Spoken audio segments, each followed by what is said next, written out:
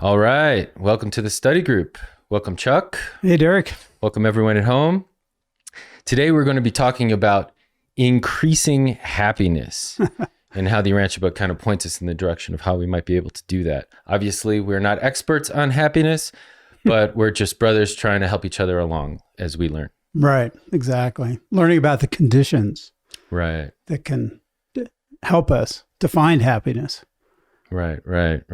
And in learning how we can create conditions that can help us define our happiness. Exactly. All right, well, let's get into this first slide then. Okay. The title slide.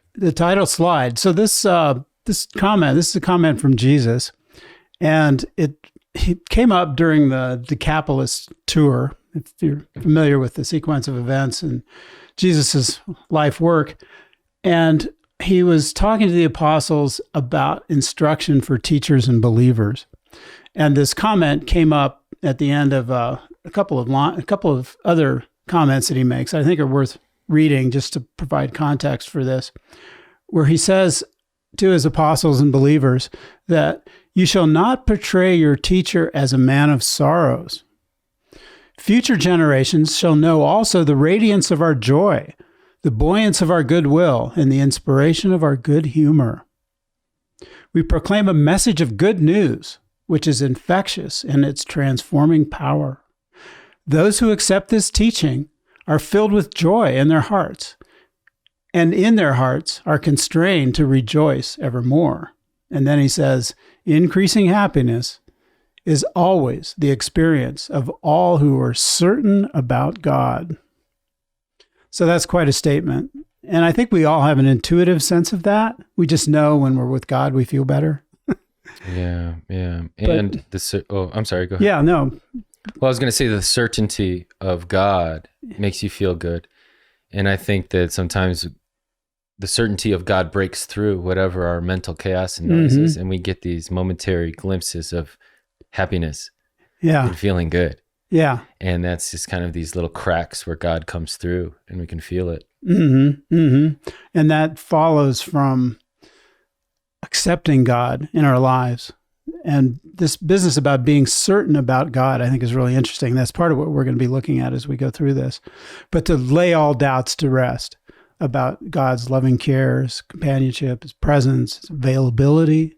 Yeah. And there's no question about any of those things. Yeah, we've been building up to this type of trust in the everyday. Yeah, We've gone through the existence of who I am, who am I, kind of the kingdom within, developing your soul, laying up your treasures, and then coming into more realization of how I can bring creativity and bringing in this new original creativity, and then how working with that spirit-led loving creativity can lead to more happiness.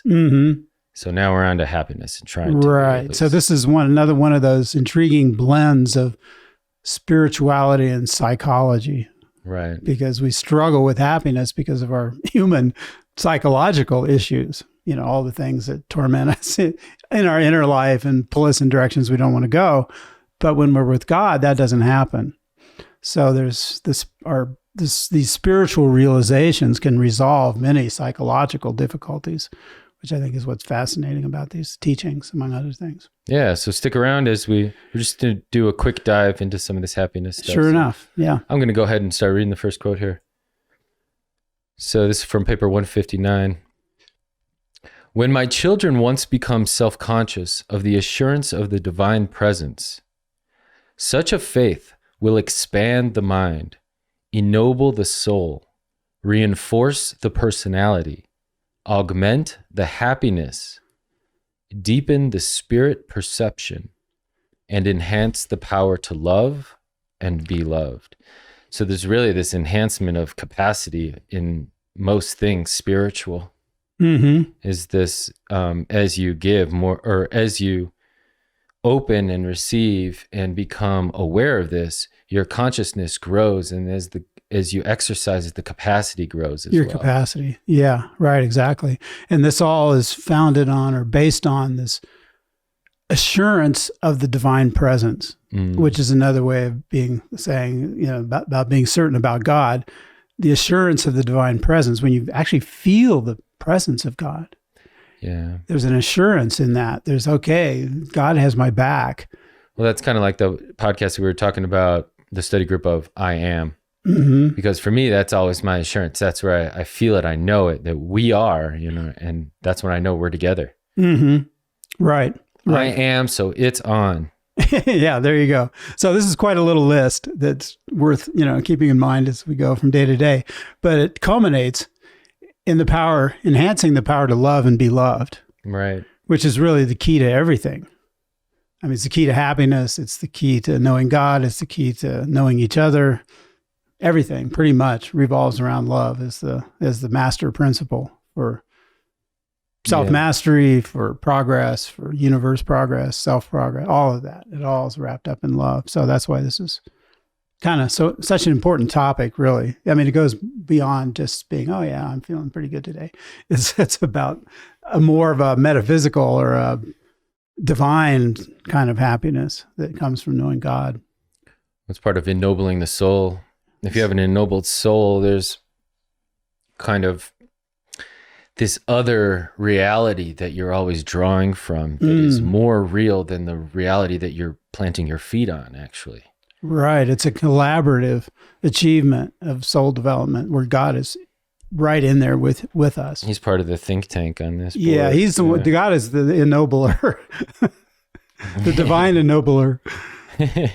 So, but yeah, from my experience, the happiness does come when I draw upon the love and creativity of divinity from my soul and then start to get to work. Right. Then maybe I can just kind of talk about this one too, is how happiness ensues from the recognition of truth because it can be acted out. It can be lived, kind of like what I just said. You kind of recognize this truth as you're living it too. So there's this conviction that comes from this well of creativity from divinity that's within us. And then as we grab it and turn it into a focal point and start to manifest it into reality here in duality, we actualize this stuff. And so we're living it. And so we're experiencing it just as much as there's, I would say, guidance of what the potentials are too. So as we're actualizing, new potentials open up and we continue to experience throughout this pathway of creativity. Exactly. Right. The idea that truth can be acted out, it can be lived. It's like there's a divine foreknowledge of the potentials for each of us in our lives. And it's almost like a red carpet's being rolled out in front of us. The carpet of infinity. Yeah. But the carpet of the truth of our highest endeavors. That's if what we want is also what God wants, then those things can be acted out. They can be made real. Those potentials can be made actual because they're part of the emerging, put it into terms of supremacy, however you want to think about that. It just takes a little while to get on board with maybe God's will, to understand the nature of it, the character of it, the way of it. That's why we always harp on Jesus being this demonstration so that then you can act likewise for your unique truth. Exactly. How the truth works through you uniquely. Right. And it doesn't have to be perfect to start out with. I mean, we can experiment. We can try things. If they don't work out, we learn and pick up and go on. Yeah. Weren't we just laughing about this, about trusting the science and the will of God? Yeah, right. The science of the will of God. Yeah. Yeah. Because you have to experiment and you have to show faith and tinker around in this laboratory of the will of God and learn how faith works in this. Exactly. Yeah. And how does it feel? Picking up on becoming sensitive to spirit feeling. So you got to do tests. Right. Based on our lab studies within our own lives. Right. Our own lives. Yeah. Yeah. Okay. Well, let me read this second part of this quote. It says, "The highest happiness is linked with the intelligent and enthusiastic pursuit of worthy goals, and such achievements constitute true progress in cosmic self-realization." So I like in the part in the Urantia book where it talks about one must do something as well as be something. And here, if you have these worthy pursuits and goals, that if you progress along those goals, you can then look back at your progression and see a sense of your identity in that too. You say, I am that. I did that. That's where I came from, where I'm going, who I am, because you've made things real. you've taken them from the spirit realm and brought them through your filter, the prism of you and God, and then manifested something new. Exactly. And it's not just a painting. It's not just a art project. It's not just a song. It can literally be how you're talking to somebody in passing. Mm-hmm. Yeah. Yeah. Well, they say that the merging of the human nature with the divine nature is the apex of cosmic art. So in a way, that's our sort of master project that encompasses everything else we're doing. And this is the highest happiness. And that's where we find the highest happiness linked with the intelligent, enthusiastic pursuit of worthy goal. So intelligent ministry, intelligent worship even, because in intelligent worship, you're kind of aligning with the highest sense of intelligence in this receiving kind of blending. So in doing that, that's intelligent, is to be in this restful worship, I feel, in the process, because through restful worship is where then these new goals come in and these new pursuits, these new ideals that you might want to pursue. Yeah. And then in doing that, you have some purpose and some focus and you start getting going on that. And then after a while of going down that track, you can then look back and see where you've come from. And you can build on what you've achieved. Yeah, yeah. And then there's a sense of self that no one can take away. Right, right. This cosmic self-realization. Right, cosmic which goes beyond just sort of a human cultural self-realization. This is a whole nother level of potential. Soul realization. Soul realization, soul growth, soul mastery, self-mastery leading to soul growth. All those kind of things. And it's all wrapped up in bringing spiritual values into play in our pursuit of worthy goals. So that we realize that these values are realizable, manifestable, like truth, beauty, and goodness. And these truth, beauty, and goodness, sometimes it might be a little counterintuitive to what our ego is telling us, because maybe this sense of security without the certainty of God, sometimes then our animal natures kick in and it's not reflective of truth, beauty, and goodness so much. I mean, it's kind of reflective of how unhappy we might be if we're kind of focusing from that self. Aiming too low. Yeah, or looking more in the material sense for happiness. That's what I mean. Yeah, right. Instead of this true soul happiness like we're talking about. Which is always born from relationship. Right. So relationship with God, for starters, and then, of course, our relationship with each other. Right, right.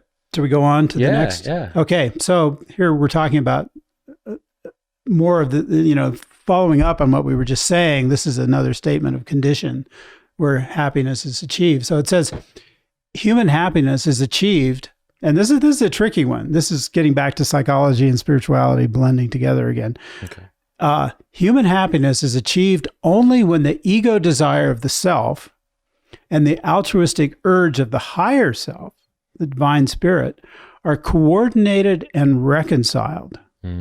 So this is a very interesting aspect of the Urantia book perspective on the nature of ego, I think, because it's not saying, you got to kill your ego to be spiritual. It's not saying that. It's saying that the ego desire of the self is a natural part of our nature. And that kind of drives us forward. A lot of our motivation comes from that. But to really find happiness, that has to be coordinated with the spiritual urge, the higher urge of the higher self. But blending them together, almost like using the ego desire as the horse. I got this powerful horse, I'm going to ride it, but I get to decide where we're going. Right. Well, it reminds me like how you talk about the mind, using the mind as your ally too. Yeah. So similar. You decide. Personality is in charge here. Right. Exactly. And it's refereeing these contending priorities of the self and the priorities of the higher self. So they're saying that it's difficult. They said it's one of the most difficult things about this life is coordinating and reconciling these apparently divergent urges, but that they can be brought together through the will of God. That's why I think it's so important to face your limitations, because then you're humbled enough to ask God for help.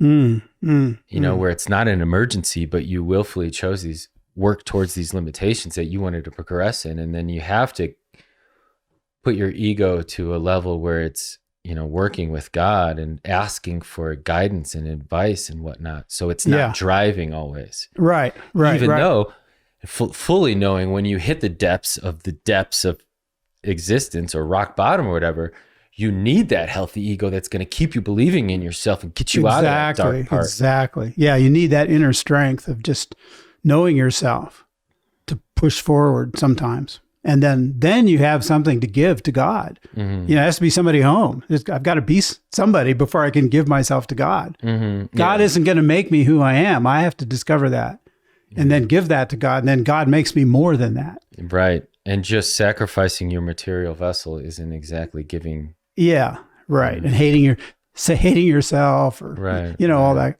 kind of negativity toward oneself is not really helpful. But that's okay. That's the challenge here on this 606. Absolutely. And, we're working through it. You want to read the Yeah, let me read this other one. So to kind of go with that, they say the adult, so they're talking about maturity here. Mm-hmm. The adult is willing to sow seeds of self-denial in order to reap subsequent harvests of augmented happiness. Mm-hmm. So this is kind of the deferred gratification idea where you take a longer perspective and you realize, okay, if I kind of restrain myself here, that's going to contribute to something in the future. Yeah. It's going to be greater than if I just kind of indulge urges in the moment and then lose the continuity into, achieving the higher purposes. Yeah. I don't know if we touched on it last time, but this notion of like the dopamine, you don't blow your load right away. Right, exactly. The dopamine. Stack it up. Run through all of this. Yeah, well, we're electrically, chemically infused. So we need to know how to correlate that with the spirit and why we have these chemicals to work with the spirit, not to kill the chemicals or whatever it is. Mm-hmm. And knowing that our spirit or the God has the long-term perspective, he can see what we're capable of. He knows what we're capable of. Right. And sometimes it takes self-restraint in order to achieve what we're truly able to do. Yeah. And I think it's good that we remember some of that stuff. And so maybe we can talk about this next one because it kind of touches on some of those things that maybe we can help ourselves in restraining. Yeah. With. So this is the last slide. And we have just kind of 3 short principles, you might say, or establishing principles about happiness. The first one is fear and anger weaken character and destroy happiness. Mm-hmm. So how many of us have experienced that? Not always easy to control. Fear and anger are very powerful within us. So again, the psychological being uplifted by the spiritual is kind of what this is about. So to be able to restrain our anger when we feel it, not to say we're going to never feel it, but to restrain it and transcend it is kind of what they're talking about here, I think, because if you act it out, it's destructive. It's always destructive. Yeah. Not only of happiness, but even maybe of relationships too. Relationships, things, whatever. You start throwing things, they tend to break, whatever. Yeah. So I don't know, anything you want to add to that? Well, I like how it's fear and anger work together. Oh, you get angry when you're afraid because you don't have the truth. If you have the truth, there's no reason to be afraid. Yeah. Right. You feel it in your heart. The certainty of the truth is experience. What am I afraid of then? Right. Right. The truth will set you free. Right? Not to say we don't experience difficulty. Sure. But then you stand up to it and it becomes thrilling to, work through it. Yeah, absolutely. Okay. This next one is I'll just read it. A solitary life is fatal to happiness. Mm-hmm. Oh yeah. I'm sure lots of people are feeling that right now, being all isolated and locked down. Yeah, and such. I know. That's what's, we always need to keep this in mind.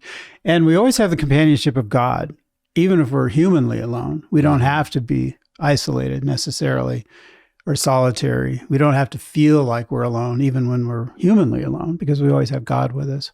Absolutely. But there's really something to be said also about human companionship.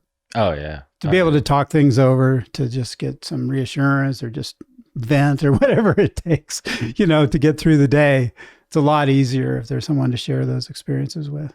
Oh, yeah. So, and then this last one I think is super interesting. Being sensitive and responsive to human need creates genuine and lasting happiness. So there's two parts to this. There's the sensitivity to need, and then there's the response to need. So when you respond to the need that you see in others, that's like a way of defining service. That's action. Almost. It's an action, right? And that's a creative engagement with reality. When it's lived. It's lived. Yeah. Right? And it establishes a new foundation for the next moment, right? Because you've added something. Yeah, I always love the feeling of the refreshing, I don't know, spirit when someone is expecting you to be ego driven and you refreshingly come with something that's like loving and supportive and forward thinking and encouraging or whatever it is. And they're just like expecting you to be personally attacking them. And they realize, whoa, this person's looking out for me. Right. Or if a person's expecting anger and you give them forgiveness. Yeah. Mercy. That kind of thing. Yeah. Always remember the mercy that received you into this kingdom. Yeah, exactly. That always kind of brings me back. And that's a gift we can give each other. Yeah. So this being responsive to human need can take so many forms. Absolutely. And I think that, that's part of the intention behind a lot of this podcast and UBN in general. We're responding to a human need. I personally look at it that this whole planet is one big trade show and people are attending the trade show because they have a challenge in their workplace, and that challenge is a spiritual challenge. Yeah. And so they're attending the trade show to get some spiritual guidance. And so however we can all contribute supremely to this guidance as we learn truth, as we experience truth and help our brothers and sisters along the way, then we're contributing to the quality of thinking and contributing to the supreme and our greater family of the cosmos. Right. That idea that we're all working together on a big project where we're all needed. We each have a role to play, and where each one of us has a piece to the project, and to encourage each other and reinforce each other and just recognize that in each other, then we're not just about ourselves. Yeah. We're, this excitement in like helping somebody because that you're helping them get their piece together. Yeah, and that strengthens the team. And we'll probably get into we'll do a podcast on leadership or something like that. But what it means to lift up the team. Yeah, that's real important. To always be thinking in those terms. Yeah, lifting up the team. All right, well, Chuck, thanks for lifting up our team today. Thanks everybody who joined. Please like, subscribe, share, donate if you value this, and we value your subscriptions and attention. Yeah, thanks for joining us. Really appreciate it. Time and attention is all we really have. Give us feedback, comments, whatever. Yeah. If you got a study group that maybe you want to suggestions, ideas. Yeah, we'll do it. So we've got a lot of topics coming up that we can always use suggestions. Yeah. Okay. Well, God bless everyone. Okay. Next time.